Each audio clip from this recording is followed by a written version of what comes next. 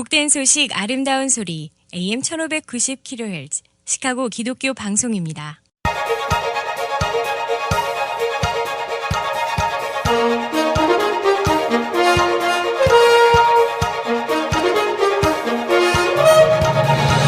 김정일 해설위원의 시사 해설. 세상을 넓게 봅니다. 삶의 지평이 넓어집니다.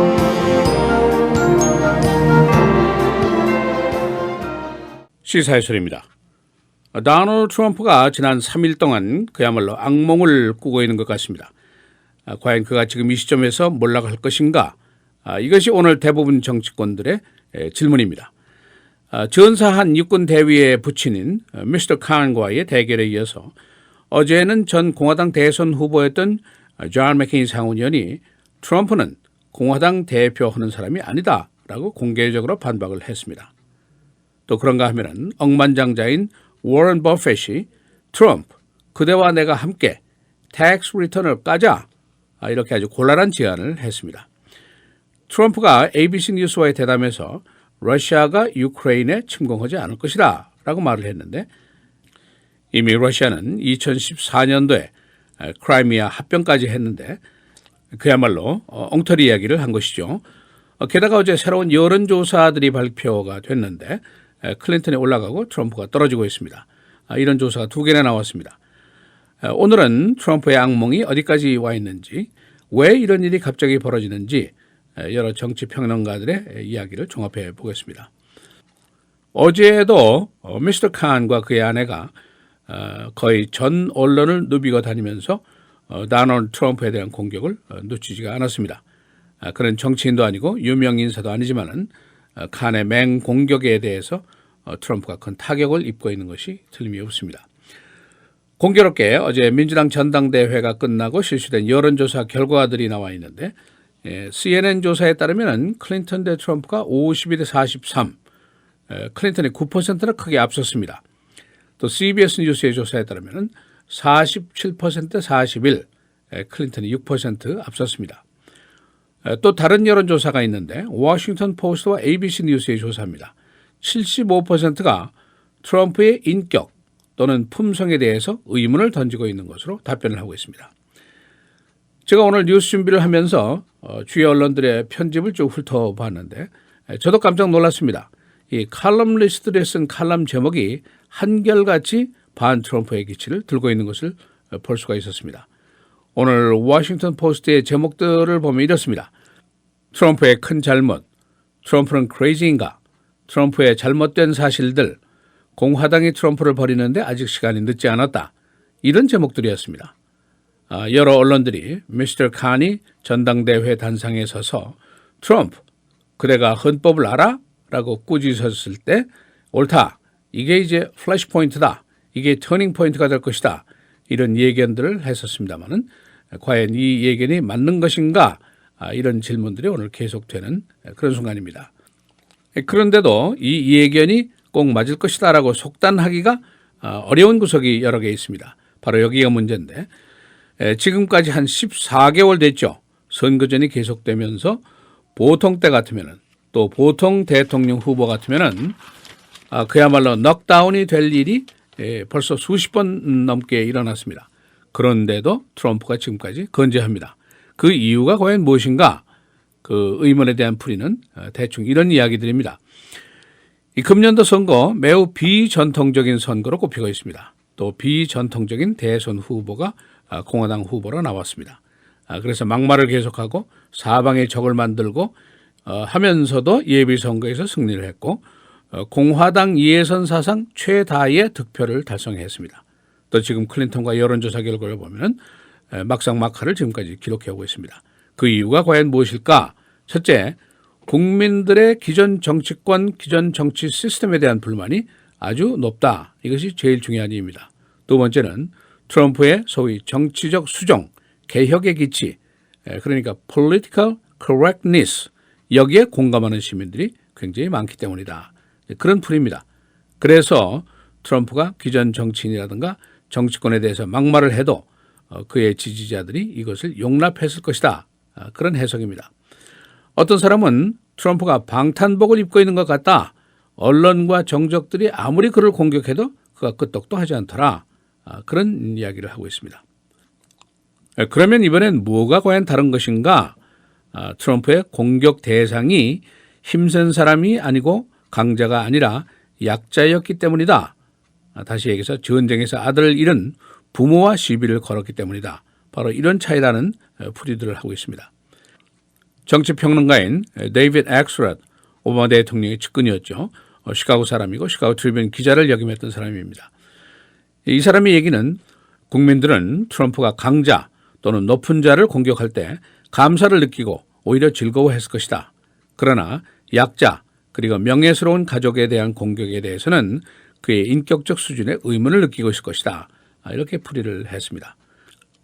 속된 말로 하면은 트럼프가 진짜 임자를 만났는데 그 임자가 보니까 강자가 아니다 약자였더라. 그런 얘기입니다.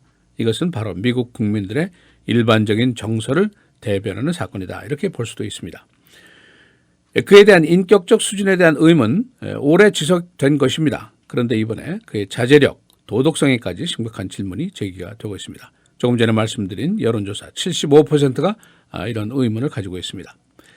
엎친 데 덮친 격이죠. ABC 뉴스와의 대담에서 러시아의 유크레인 침공에 대해서 트럼프가 매우 혼란스러운 발언을 했습니다. 2014년도에 이미 러시아가 크라이미아에 쳐들어가서 합병까지 했는데 트럼프는 러시아가 유크레인 침공까지는 안 할 것이다. 이렇게 답변을 해서 대담하던 질문자까지 깜짝 놀랐습니다. 게다가 어제는 역시 빌리언니어인 워렌 버핏 트럼프에게 자 그대와 내가 텍스복을 함께 까보자. 그렇게 아주 곤란스러운 제안을 했습니다.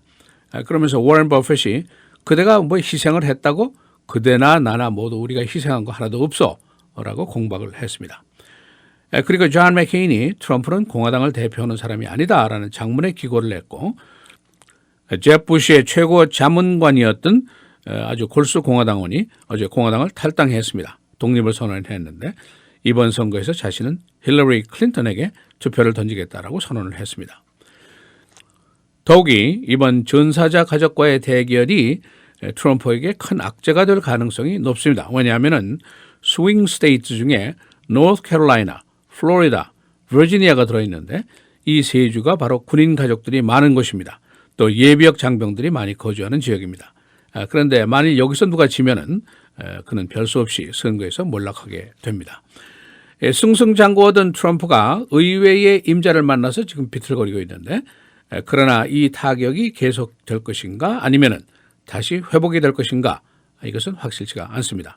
오늘 아침에 조금 전에 나온 뉴스를 보면은 트럼프가 지난달에 거둬들인 선거기금 모금액이 무려 9천만 달러나 됐습니다. 시사해설 김재일입니다.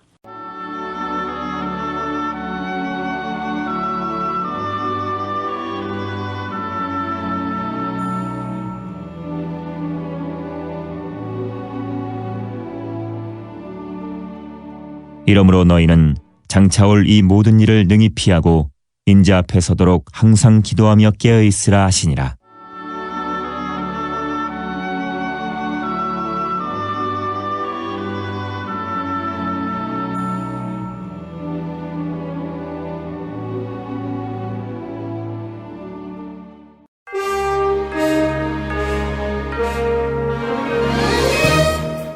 헤드라인 뉴스입니다.